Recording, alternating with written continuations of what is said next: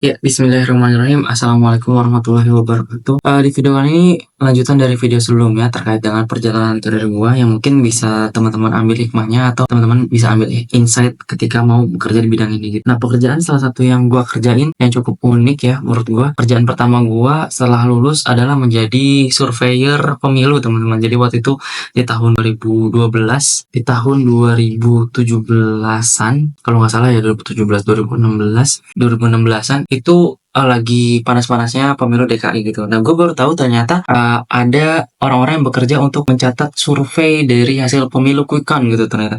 Waktu itu gue kerja di salah satu lembaga survei pemilu ya yang cukup terkenal juga yang depannya S. Di situ gue bekerja sebagai surveyor pemilu gitu. Nah, pekerjaannya cukup simpel. Jadi nanti kita pertama mewawancarai beberapa orang yang memilih gitu. Kita tanya apa alasan memilih si kandidat itu dan lain-lain gitu. Ada beberapa pertanyaan yang udah disiapin juga. Terus kita nanti dapat name tag dari lembaga surveinya yang mana ini resmi. Kita harus kasih tahu dulu.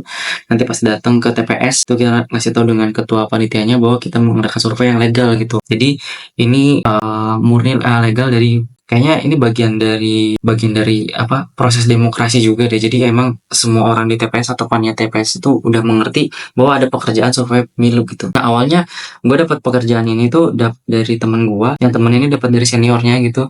Ya ini bagian dari keuntungan berorganisasi ya. Jadi dia berorganisasi itu, terus gue dapat pekerjaan itu, terus kita dikumpulin di lokasi domisili tempat temen gue kuliah itu. Pas dikumpulin, terus kita dikasih briefing apa aja yang akan kita lakukan, kita dikasih name tag, kita dikasih soal-soal pertanyaan, terus hari besoknya kita mulai survei dari pagi sampai survei itu selesai di siang hari gitu, kita harus pantengin terus. Kita diminta untuk minta pendapat narasumber dua orang terkait dengan kandidat yang dipilihnya itu kenapa alasannya dan lain-lain. Terus nanti siangnya itu kita istirahat, terus di sorenya kita ikut menghitung quick count gitu. Jadi kita lihat pemenangnya siapa dengan perolehan berapa suara di TPS itu gitu.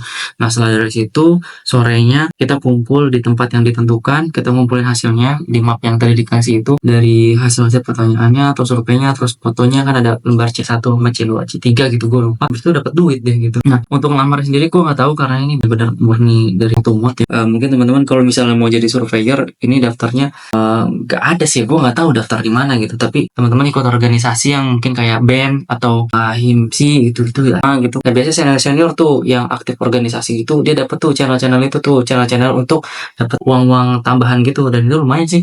Waktu itu sekali jalan itu dapat 350.000. Menurut gue 350.000 ya cukup worth it sih untuk pekerjaan yang gitu doang. Tapi emang dari siang sampai sore sih, pagi sampai siang itu survei, terus siang sampai sore nunggu itu. Bisa jalan kemana aja gitu, terus sorenya ngumpul lagi. Cukup simpel. Jadi itu ya itulah pengalaman gue pas jadi surveyor pemilu gitu di salah satu lembaga survei.